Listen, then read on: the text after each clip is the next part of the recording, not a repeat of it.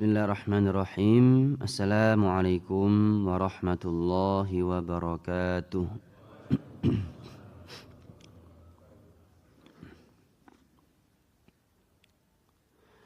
Alhamdulillahi rabbil alamin. Wassalatu wassalam ala ashrafil anbiya'i wal mursalin wa ala alihi wa sahbihi wa man tabi'ahum bi ihsanin ila yaumiddin. Rabbi shrah li sadri wa yassir li amri wahlul 'uqdatam min lisani yafqahu qawli.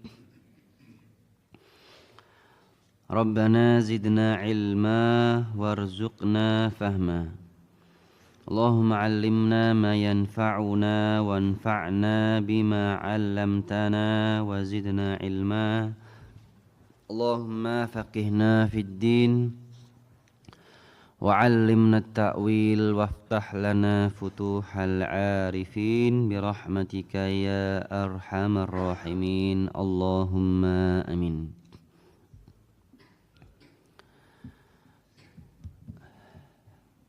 Alhamdulillah jamaah Bapak Ibu yang dirahmati Allah Subhanahu wa taala.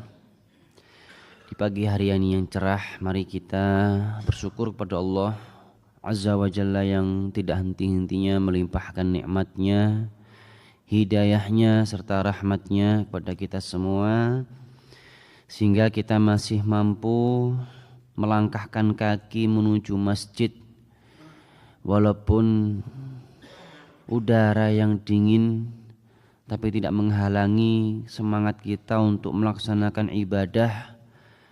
Mudah-mudahan ini menjadi bekal sekaligus amal soleh dan ibadah kita untuk berhadap dengan Allah Subhanahu wa taala yang nanti akan menjadi pemberat amal timbangan kita kelak.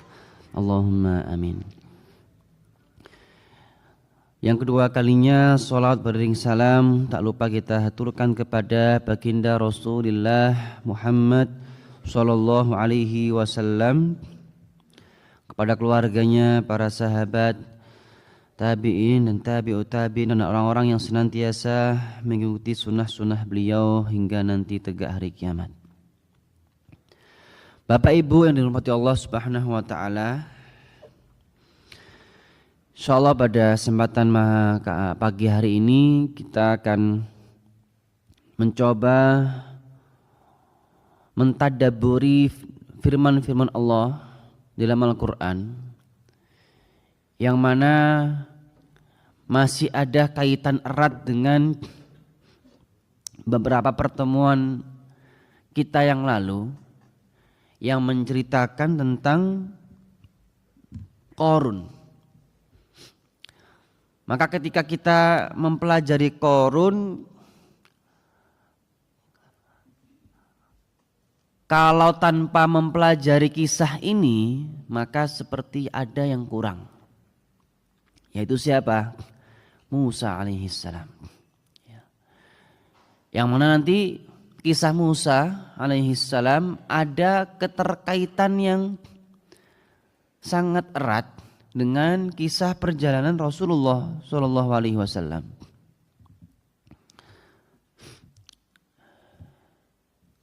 Bapak Ibu yang dirahmati Allah, kisah Musa ini Allah cantumkan dalam Al-Qur'an paling banyak.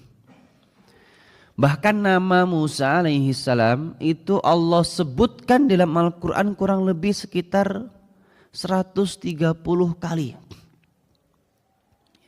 130 kali.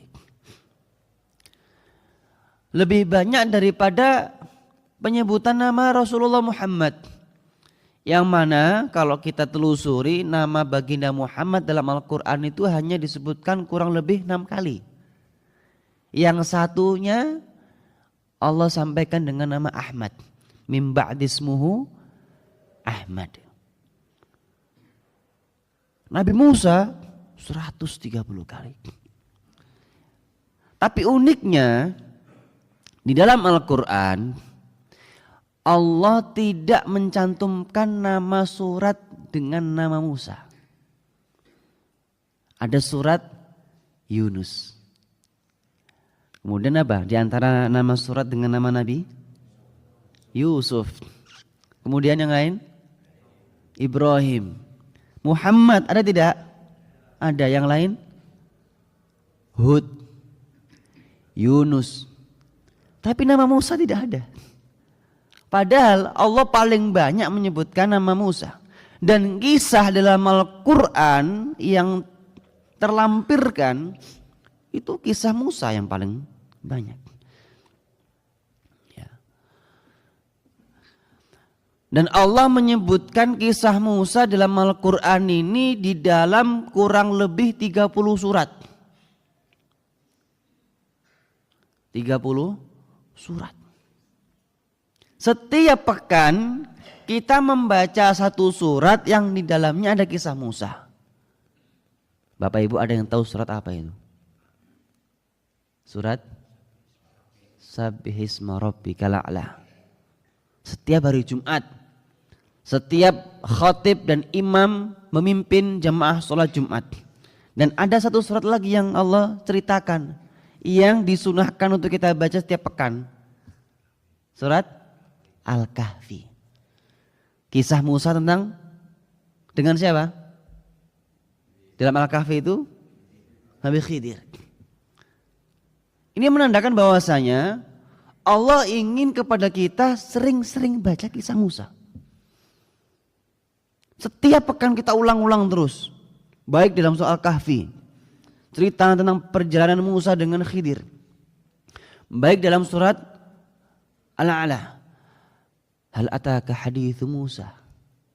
Allah bertanya, apakah sudah datang kepadamu kisah Musa? Setiap pekan. Artinya apa?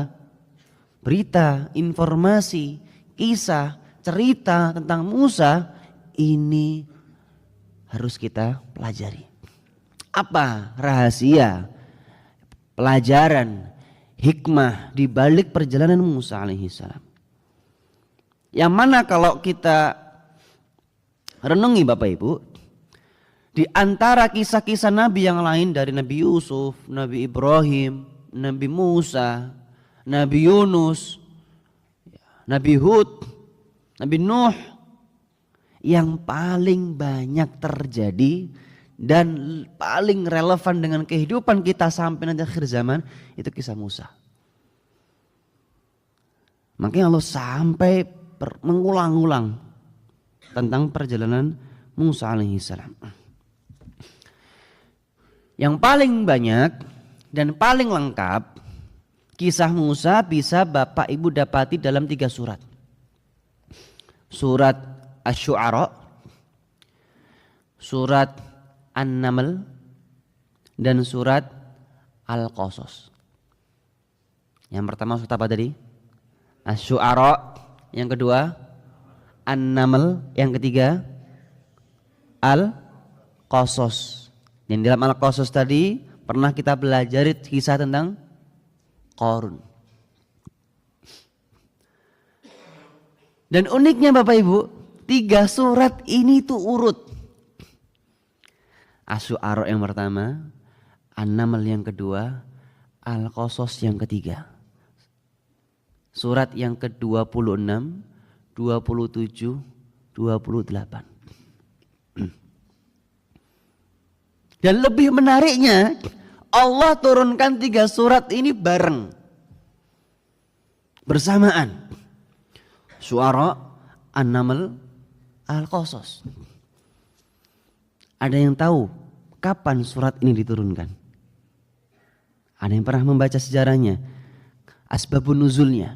Kapan surat ini diturunkan? Bapak Ibu? Ketika baginda Nabi Rasulullah hendak hijrah. Dari mana? Dari Mekah menuju Yathrib. Jadi Madinah dulu nama asalnya adalah Yathrib. Kemudian Rasulullah ubah menjadi Madinah. Jadi sebelum Rasulullah hijrah namanya Yathrib. Yathrib. Ya. Kenapa? Yang pekan ini pertanyaan.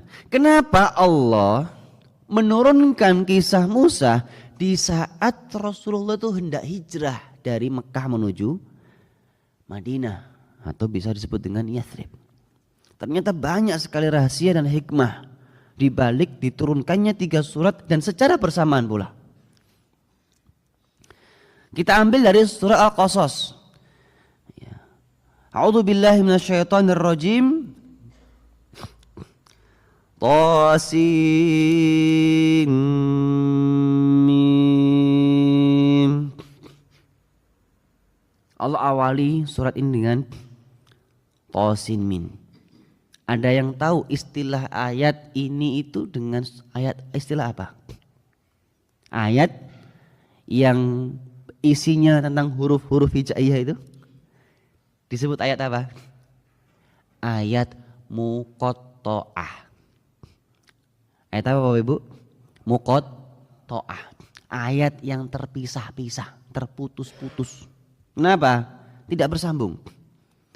Alif Lam Mim, Yasin, Thaha, Alif Lam Ra, Tasin Mim, Nun, Qaf, apalagi? Hamim. Dan lebih menariknya Bapak Ibu, Masya Allah, 3 surat yang tadi Allah turunkan, Asy-Syu'ara, An-Naml, kemudian yang terakhir apa tadi? Al-Qasas, itu semuanya Allah awali dengan ayat Tasin Mim. Masya Allah. Di dalam surat An-Naml, Allah awali surat ini dengan Tasin. Di dalam surat Asy-Syu'ara Allah awali dengan Tasin Mim. 3 surat ini disebut dengan Tawasim. Tawasim, surat yang diawali dengan Tasin Mim. Apa? Surat apa tadi? Tawasim. Surat yang diawali dengan Tasin Mim. Kadang-kadang kita bertanya Bapak Ibu, apa tafsirnya? Ayat yang Alif Lam Mim, Alif Lam Ra, Thaha, Yasin, Qaf dan lain sebagainya. Ada beberapa tafsir, tapi yang paling unggul dan paling rajih, ayat ini tuh tidak ada tafsirnya. Tidak ada maknanya. Tidak ada maksudnya. Ya sekedar ayat saja. Alif Lam Mim, Alif Lam Mim. Mau diartikan apa? Ada yang mengartikan Alif Lam Mim, Alif itu Allah, Lam itu malaikat, Mim itu Muhammad. Tapi yang benar ini tidak ada tafsirnya. Bagaimana kita memahami ayat ini Bapak Ibu?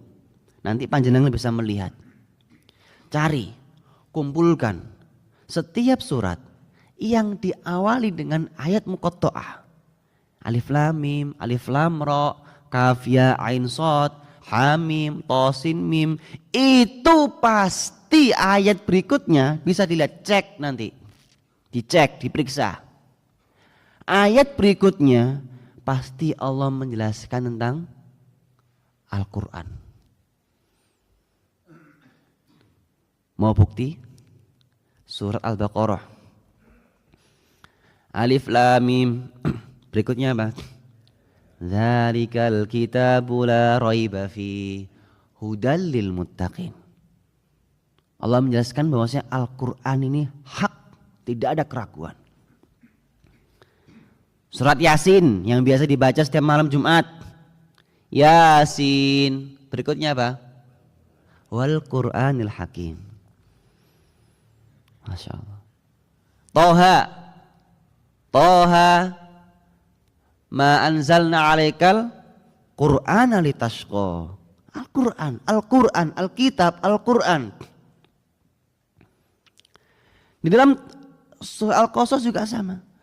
Tasin Mim, tilka ayatul kitabi al-mubin. Kan kita bertanya, apa kaitan erat dengan ayat muqatta'ah, antara ayat muqatta'ah tentang penjelasan Al-Quran? Ini setiap surat, silakan Bapak cek. Silakan Bapak Ibu lihat nanti. Alif Lam Mim dan Al-Imran. Allahu la ilaha illa huwal hayyul qayyum. Nazzala 'alaikal kitab. Allah turunkan kepadamu Alkitab, Al-Quran. Di sini Allah ingin menjelaskan jamaah sekalian bahwa Al-Quran ini diturunkan dengan bahasa Arab. Al-Quran ini diturunkan dengan bahasa manusia, bukan bahasa alien. Sehingga tatkala Allah dahulukan di surat-surat yang awalnya dengan ayat muqatta'ah, itu kan huruf hijaiyah. Sekarang Al-Quran ini diturunkan kepada suku Jawa atau suku Arab. Orang-orang Arab pada saat itu, orang-orang Quraisy, mereka orang Arab. Al-Quran diturunkan dengan bahasa Arab kepada mereka suku Arab. Apa yang Allah inginkan? Ini Al-Quran diturunkan dengan bahasa kalian. Itu yang pertama. Yang kedua, Rasulullah SAW itu ummi. Ummi itu apa? Tidak bisa membaca, tidak bisa menulis. Dan ini semua orang-orang kafir Quraisy di saat itu tahu semua. Rasulullah ini orang yang terpercaya, jujur, amanah, orang kaya, keturunan keluarga terhormat, darah biru. Karena kakek nenek moyangnya Rasulullah ini adalah pembesar-pembesar Quraisy. Tapi mereka semua tahu bahwa saya baginda Nabi ini orang yang tidak bisa membaca dan tidak bisa menulis. Kok bisa dia menyampaikan Al-Quran? Nah, disitulah kontradiksinya. Antara ini Al-Quran isinya tentang tulisan, penjelasan, kisah. Di satu sisi Rasulullah tidak bisa membaca dan tidak bisa menulis. Akal sehat tidak bisa menerima. Di sini Allah ingin menjelaskan bahwa ini Al-Quran, wahai kafir Quraisy, bukan buatan Muhammad. Ini Al-Quran, wahai kafir Quraisy, ini adalah wahyu yang Allah turunkan.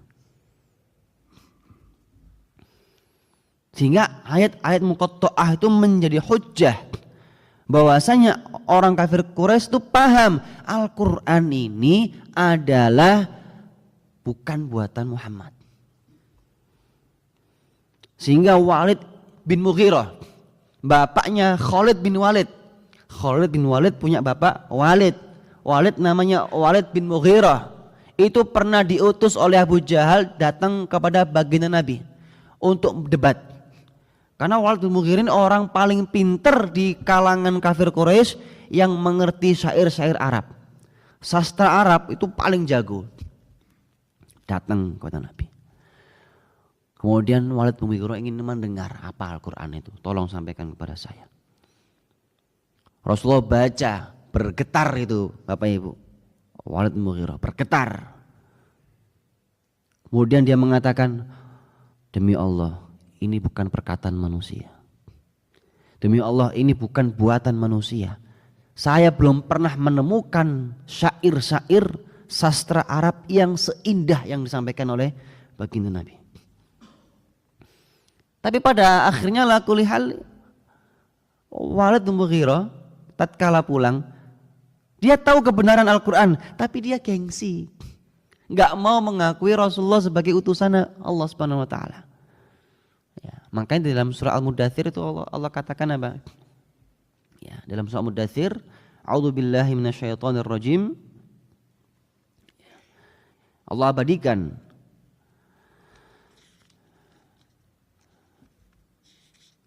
Astagfirullah.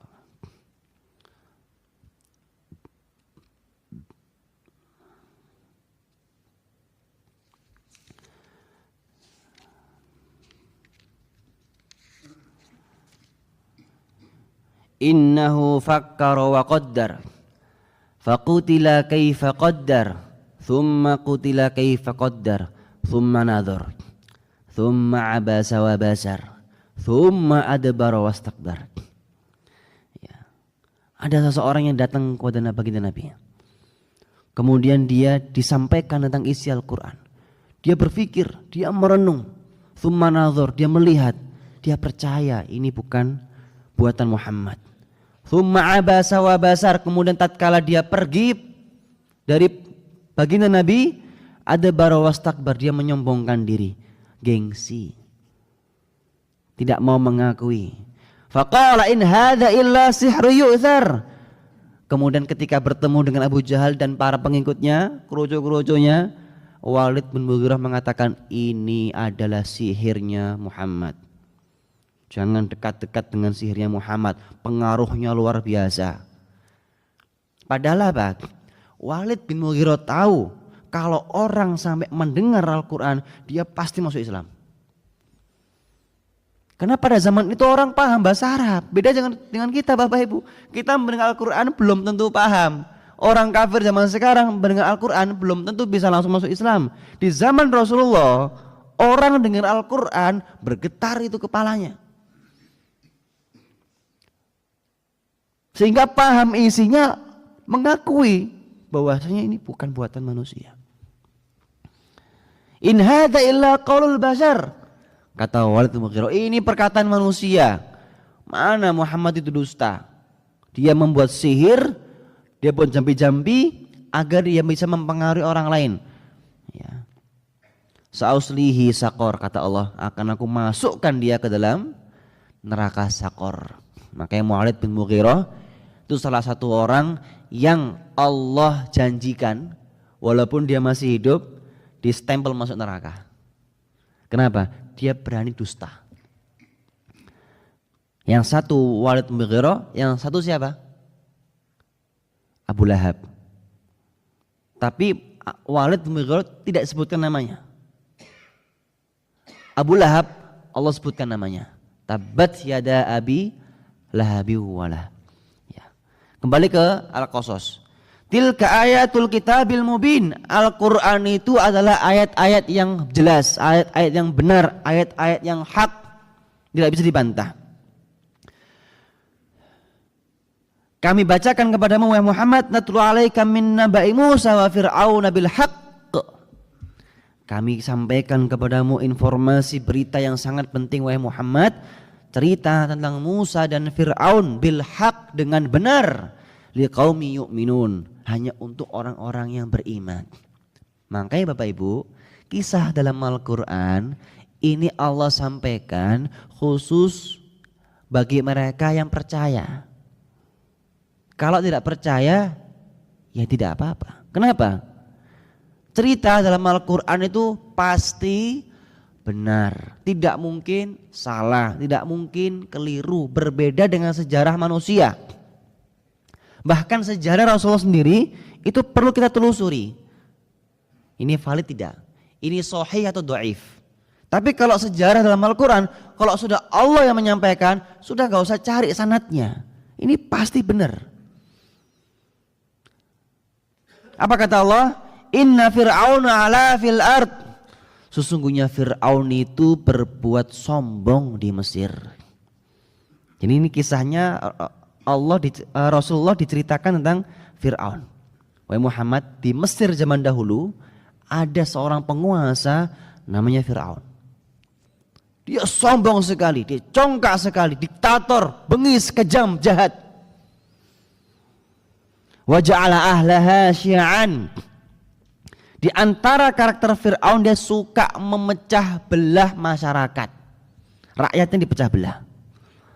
Makanya ini di antara metode Bapak Ibu, strategi para penguasa yang zalim sejak zaman dulu sampai sekarang. Kalau mereka ingin melanggengkan kekuasaannya, mereka ingin mempertahankan kekuasaannya, pasti salah satu cara yang ditempuh apa? Memecah belah masyarakat. Betul tidak? Ada tidak? Maka dalam sistem politik ada namanya apa? Divide et impera, politik belah bambu, politik untuk memecah belah. Itu politiknya Fir'aun. Sejak zaman dahulu sampai sekarang pasti digunakan. Cara tradisional tapi efeknya Sampai sekarang masih dipakai. Wa ja'ala ahlaha syi'a. Fir'aun itu suka memecah belah rakyatnya. Maka dulu ada Bani Israel, ada suku Kipti. Bani Israel itu kata Allah di sini apa? Wa yastad'ifu ta'ifatan minhum. Di antara bentuk Fir'aun memecah belah Bani Israel itu apa? Sebagiannya ditindas, sebagiannya diberikan jabatan. Yastad'ifu. Fir'aun itu menjajah. Fir'aun itu menindas. Ta'ifah. Enggak semuanya. Sebagian saja. Minhum dari kalangan Bani Israel. Sehingga apa? Sejak zaman dulu sampai sekarang kita merdeka, kita lihat sejarah Indonesia Bapak Ibu. Tatkala kita dulu dijajah sekian puluh tahun bahkan ratusan tahun. Pertanyaannya, apakah semua penduduk Indonesia dijajah? Ada tidak yang menikmati penjajahan? Ada tidak yang menikmati waktu itu teman-teman kawan tetangganya tertindas? Ada. Apa istilah orang kita dulu menyebutnya?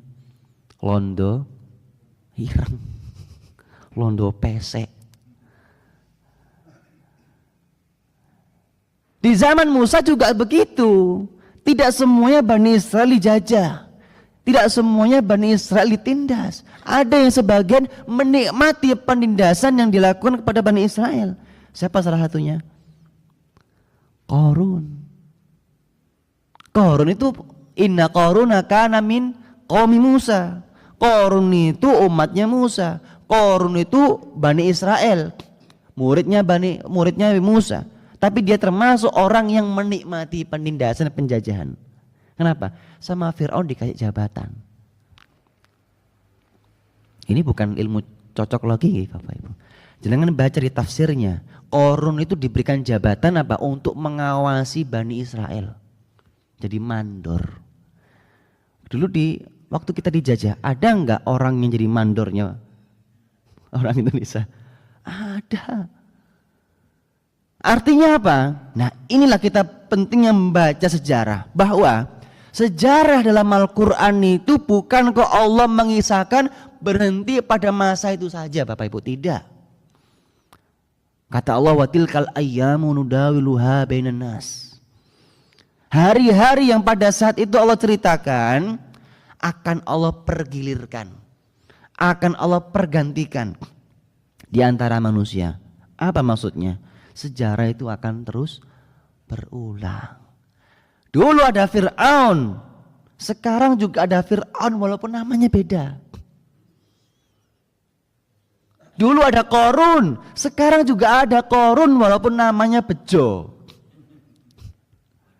Sifatnya sama, karakternya sama, perilakunya sama, tapi namanya berbeda. Dulu ada yang di Mesir, sekarang ada yang di Indonesia. Itulah kita pentingnya baca sejarah. Orang yang tidak paham sejarah, orang yang kalah. Makanya dulu para sahabat Bapak Ibu, di antara tradisi para sahabat mendidik anaknya, itu menceritakan kisah-kisah Rasulullah. Itu, makanya tugas Bapak Ibu, cerita kepada anak-anaknya. Bagaimana dulu Nabi dakwah, bagaimana dulu Nabi menyampaikan risalahnya, para sahabat diceritakan. Orang yang nggak tahu sejarah itu nggak punya karakter. Makanya kenapa banyak sekarang anak muda sibuk mencari jati diri. Dia tidak paham dulu sejarahnya dia bagaimana. Penting ilmu sejarah itu. Untuk menciptakan karakter yang hebat itu harus paham sejarah. Yastad'ifu ta'ifatan minhum, menindas sebagian kalangan Bani Israel dan sebagiannya diberikan kekuasaan, sebagian diberikan jabatan. Yudzabbihu abna'ahum wa yastahyu nisa'ahum. Di antara karakter Fir'aun adalah dia suka membunuh anak-anak kecil, bayi-bayi laki-laki. Wa yastahyi nisa'ahum, dan membiarkan hidup anak perempuannya. Disebutkan dalam tafsir Al-Qurtubi tafsir At-Tabari bahwa Fir'aun ini membunuh bayi laki-laki kurang lebih sekitar 90 alafan. 90.000 nyawa bayi laki-laki sembelih. Yudzabbihu, menyembelih. Dalam bahasa Arab itu, kok kita membaca, kalau tadabbur itu kita bukan hanya sekitar membaca terjemah, tapi kita juga harus paham gramatikal Arabnya, sastra Arabnya. Allah menyebutkan dengan dzabbaha yudzabbihu. Dalam bahasa Arab ada dzabaha, itu menyembelih. Dzabbaha yudzabbihu juga menyembelih. Tapi substansi maknanya berbeda, Pak, Bu. Dzabaha itu menyembelih sekali dua kali sudah selesai. Tapi kalau dzabbaha yudzabbihu, dia itu menyembelih enggak cuma sekali dua kali, berkali-kali, puluhan kali, ratusan kali, ribuan kali. Ini dzabbaha yudzabbihu, ulang-ulang terus. Makanya hobinya Fir'aun itu bunuh orang. Ya, hobinya Fir'aun apa? Bunuh orang, menindas orang, kejam, jahat. Ya. Innahu kana minal mufsidin. Sesungguhnya Fir'aun itu orang yang suka berbuat kerusakan. Makanya saya cukup tergelitik pernah suatu ketika melihat kamus kita bahasa Indonesia, KBBI, Kamus Besar Bahasa Indonesia. Ya. Ada salah seorang yang pernah menyebarkan ini. Ternyata Fir'aun itu dimasukkan dalam Kamus Besar Bahasa Indonesia. Fir'aun itu masuk dalam Kamus Besar Bahasa Indonesia. Di antara maknanya apa? Penguasa yang kejam, penguasa yang jahat. Makanya saya tadi di awal menyebutkan apa? Kisah Musa. Banyak dalam Al-Quran kisah-kisah Nabi. Tapi kenapa yang paling banyak Allah sebutkan kisah Musa? Karena kisah Musa ini paling relevan, relate. Kalau kita kaitkan dengan kehidupan kita sampai nanti hari kiamat. Karena akan terus berulang. Apa? Kisah Musa ini menceritakan tentang apa? Sebuah perlawanan orang yang membawa panji kebenaran melawan orang yang membawa panji kebatilan. Ya. Sampai nanti ketika hari kiamat akan ada orang seperti ini. Orang menyerukan kebaikan pasti akan ditindas dengan orang yang membawa panji kebatilan. Ya. Di antara rahasia, namanya rahasia Bapak Ibu jangan diceritakan ya. Di antara rahasia kenapa Allah menyebutkan kisah Musa di saat baginda Nabi SAW hendak hijrah dari Mekah menuju Madinah. Karena Allah itu ingin menghibur hati Nabi. Kanjeng Nabi itu juga manusia sama seperti kita Bapak Ibu. Beliau punya perasaan, beliau punya hati. Di saat itu Rasulullah sedang sedih-sedihnya, sedang galau. Diusir, dicaci maki, dizolimi, bahkan hendak dibunuh. Ini kalau kita kaitkan dengan kisah Musa, mirip sekali. Musa diusir, Musa hampir dibunuh, Musa dicaci maki, sama. Seakan-akan Allah ingin memberikan isyarat kepada baginda Nabi, wahai Muhammad, perjalanan dakwahmu itu tidak sendiri. Sekarang kau berdakwah diusir, sekarang kau berdakwah dicaci maki, sekarang kau berdakwah hendak dibunuh. Nenek moyangmu itu dulu sama sepertimu, bahkan lebih parah. Kenapa kok lebih parah? Coba kita lihat. Tatkala Rasulullah hijrah dari Mekah menuju Madinah, beliau sendiri atau ditemani? Ditemani nggih? Siapa yang menemani baginda Nabi? Abu Bakar As-Siddiq. Berbalik cerita dengan kisah Musa. Tatkala Musa itu hijrah, kabur dari Mesir menuju Madian, Sendiri atau ditemani? Sendiri, Pak. Nggak ada koncone. Sendiri. Sehingga seakan-akan Allah itu ingin menghibur baginda Nabi. Muhammad, kamu itu masih enak. Kamu itu terusir dari kampung halamanmu, masih ada yang menemani. Masih ada yang setia mengikutimu. Ini loh Musa dulu Melayu toko Mesir renek kancane. Gak ada temannya, sendiri. Gak ada yang menemani, gak ada yang mengikuti. Nanti kita baca selanjutnya. Wa nuridu an namunna 'alal ladzina stud'ifu fil ard wa naj'alahum a'immatan wa naj'alahumul warithin. Kami ingin memberikan kepada orang-orang yang tertindas, kepada orang-orang yang terjajah, terzalimi di dunia, akan kami jadikan kelak mereka a'immah. A'immah itu dari kata imam, pemimpin. Wa naj'alahumul warithin, dan akan kami jadikan mereka orang-orang yang mewarisi kekuasaan. Bapak Ibu coba kisah Rasulullah hijrah. Ketika Rasulullah di Mekah, beliau berapa tahun di Mekah Bapak Ibu? 13 tahun. Ketika Rasulullah di Madinah berapa tahun?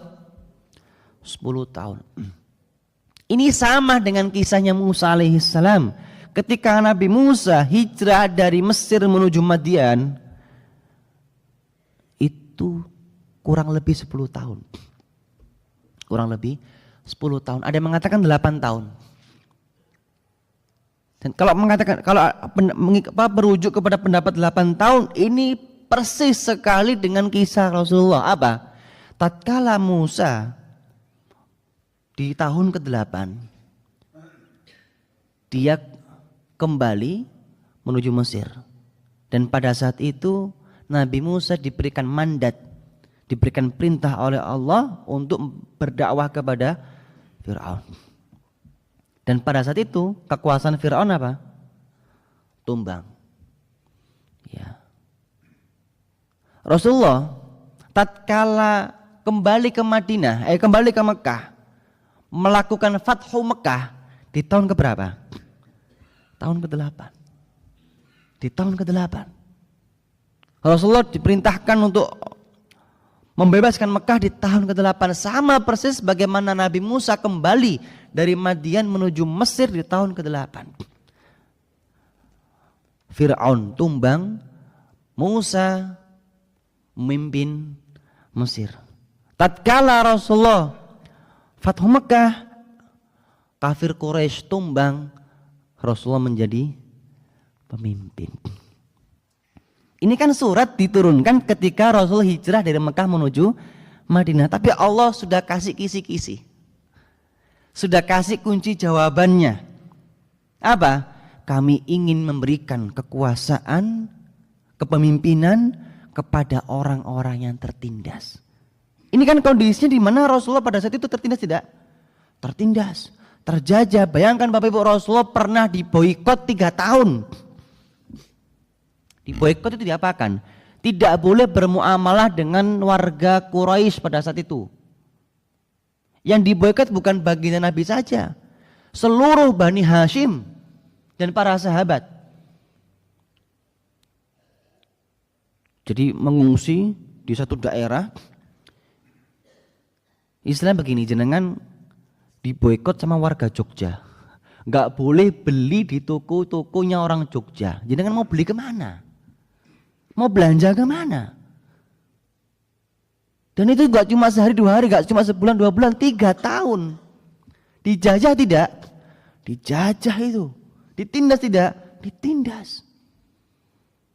Sama dengan kisah Nabi Musa beserta Bani Israel.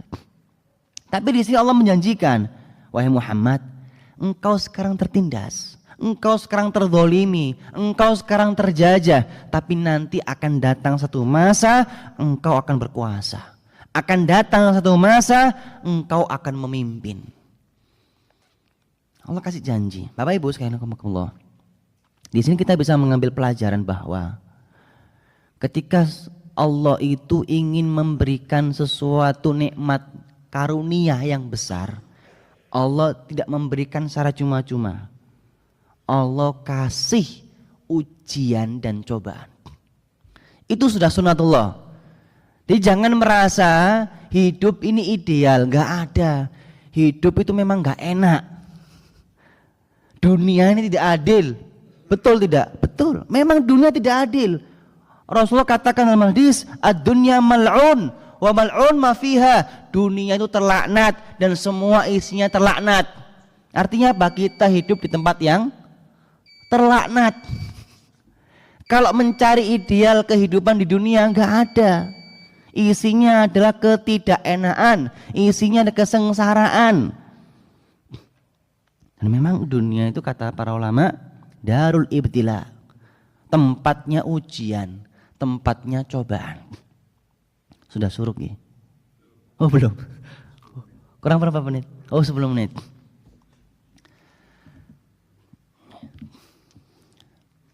Maka Rasulullah pernah menyampaikan dalam satu hadis. Ini Bapak Ibu hafalkan dan jadikan pedoman dalam hidup. Apa kata baginda Nabi? Innallaha idza ahabba aqwaman ibtalahu. Innallaha idza ahabba aqwaman ibtalahu. Allah itu Bapak Ibu kalau suka dengan suatu kaum pasti diberikan ujian. Ini kalau dinalar itu gak masuk akal. Panjenengan Bapak saya tanya, panjenengan kalau suka dengan seseorang dikasih apa? Dikasih sesuatu yang gak enak atau yang enak? Apa biasanya kalau kita tanda cinta kita, tanda suka kita kepada seseorang, apa yang kita kasih? Hadiah, diskon, bonus, sesuatu yang menyenangkan, sesuatu yang menggembirakan. Tapi kenapa kok Allah suka dengan seseorang, suka dengan suatu kaum kok kasih musibah? Ini gak masuk akal. Maka kita kok beragama itu kadang-kadang gak bisa selalu kita nalar dengan logika. Bahkan dalam satu hadis yang lain Rasulullah menyebutkan apa?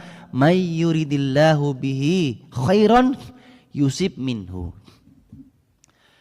Siapa saja yang Allah inginkan kebaikan kepada seseorang, dia pasti diberikan musibah dan cobaan. Wah itu loh Bapak Ibu. Makanya kita kalau melihat orang diberikan musibah, kita itu jangan alhamdulillah. Kita tuh iri. Oh, itu tanda Allah cinta kepada mereka. Oh itu tanda Allah suka kepada mereka. Justru kalau kita kok gak pernah kena musibah, tanda tanya Bapak Ibu. Kok hidupnya ayem, lempeng, kok enak terus, lurus. Itu musibah. Musibahnya berarti kita nggak kasih musibah. Kalau kita nggak dikasih musibah, tandanya Allah tidak cinta. Kalau hidup kok isinya musibah terus, jika pertanyakan jangan-jangan Allah nggak cinta lagi. Karena kadang hidup itu nggak selalu musibah. Allah kadang hidup tidak selalu dengan nikmat. Ada kala yang kita di atas, ada kala yang kita di bawah. Ya, termasuk diantara bagaimana ada musibah yang menimpa saudara kita di Sumatera. Ya, Masya Allah. Ini musibah, bencana. Ada yang mengatakan ini musibah, ada yang mengatakan bencana. Karena musibah dengan bencana itu berbeda. Kalau bencana itu sesuatu yang direncanakan. Tapi kalau musibah itu memang sesuatu yang di luar kendali manusia. Tapi kita sebagai seorang beriman tetap kita mengatakan ini musibah. Sesuatu yang ada yang terjadi di atas muka bumi itu semuanya sudah Allah tuliskan, sudah Allah gariskan. Kita bisa memahami di sini Bapak Ibu. Saya itu kadang bergetar. Ketika melihat musibah itu saya akan mencoba memahami dalil-dalil tentang musibah. Beberapa waktu yang lalu saya bergetar begini. Ternyata musibah yang dialami oleh saudara kita itu nikmat buat mereka. Apa nikmatnya? Coba saya tanya, apa nikmatnya? Orang yang meninggal dalam keadaan tenggelam. Orang yang meninggal dalam keadaan tertimbun tanah, tertimbun bangunan, itu mati dalam keadaan syahid. Mulia tidak? Mulia itu Bapak Ibu. Itu kondisi mati yang dulu diimpikan oleh para sahabat. Umar bin Khattab pernah berdoa, ya Allah, wafatkan aku dalam keadaan syahid di kota Madinah. Ibnu Umar anaknya tanya, Pak, doanya kok gak nyambung. Panjenengan ini berdoa minta dimatikan syahid di kota Madinah. Madinah gak mungkin ada perang. Kota suci, haram untuk berperang, dan Madinah gak mungkin ada peperangan. Apa kata Umar? Biar Allah yang mengatur. Ngapain kau sibuk-sibuk ngatur urusan kematianku? Akhirnya apa? Umar bin Khattab mati dalam keadaan sholat subuh, ditusuk perutnya oleh pelakunya, siapa namanya? Abu Lu'lu'ah al-Majusi, yang sekarang dijadikan monumen pahlawan di negara Iran. Jadi Iran itu ada patung Abu Lu'lu'ah al-Majusi, itu pahlawannya orang-orang Syiah yang dulu membunuh Umar bin Khattab, mati syahid. Dan itu diimpikan oleh para sahabat, dan itu yang sekarang dialami oleh saudara kita di Sumatera. Di satu sisi kita berduka, wajib kita empati, memberikan bantuan. Tapi satu sisi kita juga harus cemburu. Kenapa? Belum tentu Pak kita mati sebagaimana mereka mati. Husnul khotimah tidak? Pasti husnul khotimah. Karena Rasulullah sampaikan, wal ghoriku syahid wal hadamu syahid. Kata Rasulullah, orang yang meninggal dalam keadaan tenggelam itu mati syahid. Orang yang tertimbun tanah ataupun bangunan, dia mati syahid. Husnul khotimah tidak? Husnul khotimah. Bukti bahwasanya Allah cinta tidak? Cinta. Ya. Wa numakkina lahum fil ard wa nuriya fir'auna wa hamana wa junudahuma minhum ma kanu yahdharun. Dan akan kami berikan kekuasaan kepada mereka yang tertindas, dan akan kami perlihatkan kepada Fir'aun dan Haman. Bapak Ibu, Musa ini salah seorang nabi yang melawan ikon kejahatan terbesar pada saat itu. Setidaknya ada 3 pilar kejahatan. Yang pertama, kekuasaan, jabatan, dan kekayaan. Kekuasaan diwakili oleh Fir'aun, penguasa kejam. Jabatan diwakili oleh Haman. Haman ini menterinya Fir'aun, tangan kanannya Fir'aun.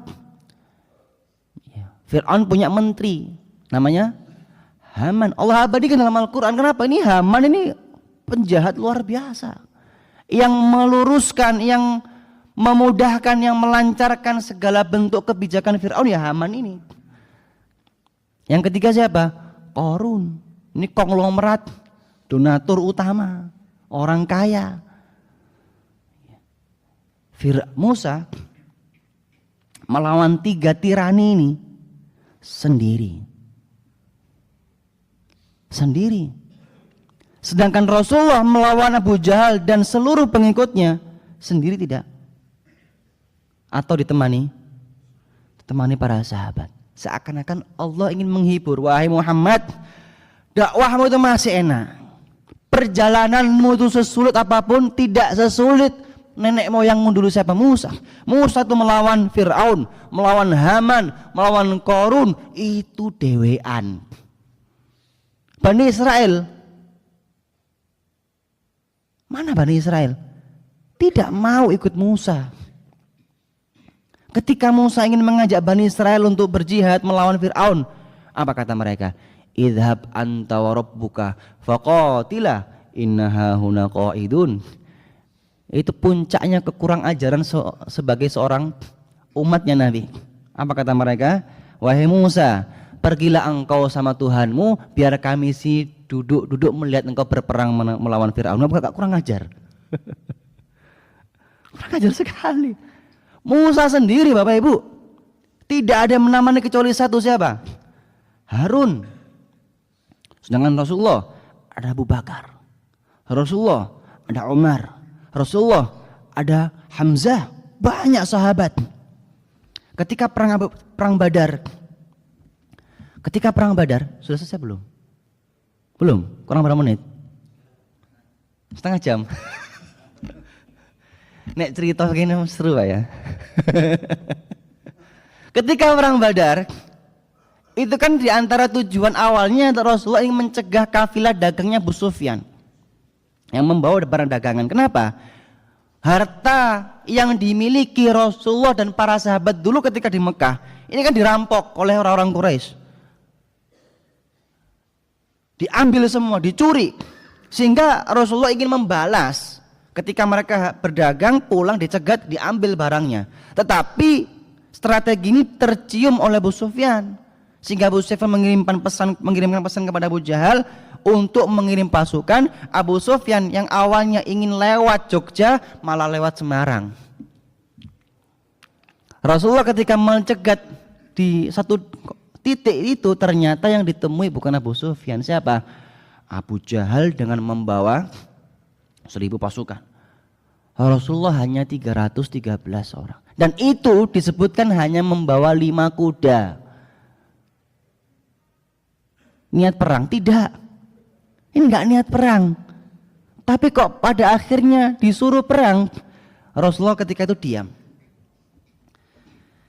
Ini mau pulang apa lanjut? Bukan karena takut. Menunggu para sahabat.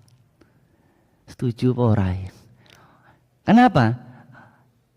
Ini korelasi dengan kisah ini apa? Dulu Musa ketika ngajak Bani Israel untuk berjihad, mereka menolak. Aku khawatir ketika aku ngajak para sahabatku berjihad, mereka juga menolak sebagaimana Bani Israel menolak. Rasulullah diam. Jadi pentingnya kita belajar sejarah. Pada saat itu para sahabat Muhajirin berdiri, wahai Rasulullah, apa yang kau inginkan dari kami? Kita berangkat dari Madinah itu untuk menemui orang-orang kafir Quraisy. Seandainya kok kita tidak sesuai dengan tujuan awal, sekarang kita mau berperang ini, kami siap bersamamu wahai Rasulullah. Tapi Rasulullah masih diam, tidak memberikan jawaban. Datanglah salah seorang pimpinan kaum Ansor. Siapa? Sa'ad bin Mu'adz. Sa'ad bin Mu'adz tokoh pemimpin kaum Ansor, berdiri. Datang menghadap Nabi. Wahai Rasulullah, apakah engkau ingin mendengar pendapatku? Rasulullah kemudian tersenyum. Bala, iya. Saya dari tadi itu nunggu pendapat. Kenapa? Kaum Ansor ini kan kaum pribumi, kok kita silahkan. Rasulullah pendatang, pekiwo, pendatang kok ngajak perang, gak enak. Ini baru beberapa bulan ketemu, tahu-tahu ngajak perang. Ya, ada Rasulullah punya sifat pekiwo juga. Akhirnya Sa'ad bin Mu'adz mengatakan, wahai Rasulullah, kalau engkau menunggu pendapatku mewakili kaum Ansor, maka sekarang aku katakan tidak sebagaimana yang pernah dikatakan oleh Bani Israel kepada Nabi Musa. Idhab anta wa rabbuka faqatila inna hahuna qa'idun. Nahnu ma'aka ya Rasulullah, kami akan senantiasa bersamamu. Walaupun engkau mengajak kami menyeberangi laut, kami akan siap bersamamu ya Rasulullah. Luar biasa tidak? Luar biasa. Itulah hiburan Allah kepada kekasihnya baginda Nabi SAW. Sehingga apa? Ketika Allah menceritakan kisah ini, Rasulullah paham. Ya, ternyata perjalanan dakwahku tidak sesusah dan tidak sesulit pendahuluku dulu. Siapa? Nabi Musa alaihissalam. Musa itu berat sekali dakwahnya Bapak Ibu. Melawan pemerintah, melawan 9 naga, melawan menteri, nah sendiri, nggak ada koncoh nih. Nabi Muhammad masih ditemani para sahabat. Sehingga apa? Di sini kita bisa memahami sejarah itu akan terus berulang. Sejarah akan terus berulang walaupun berbeda tempat, waktu dan pelaku. Barakallahu fikum. Kita cukup sekian, mudah-mudahan bisa bermanfaat. Ya, ada pertanyaan? Tidak ada, kita akhiri dengan doa kafaratul majelis. Subhanakallahumma bihamdika asyhadu an la ilaha illa anta astaghfiruka wa atubu ilaik. Ini sebenarnya kisah masih panjang, cuma nih hanya cuplikan saja Bapak Ibu. Mudah-mudahan bisa dibaca di kitab-kitab sejarah tafsir yang lain. Aku qouli hadza wa astaghfirullah li wa lakum. Mohon maaf bila ada salah kata ataupun ucapan dari saya. Akhirul kalam. Assalamualaikum warahmatullahi wabarakatuh.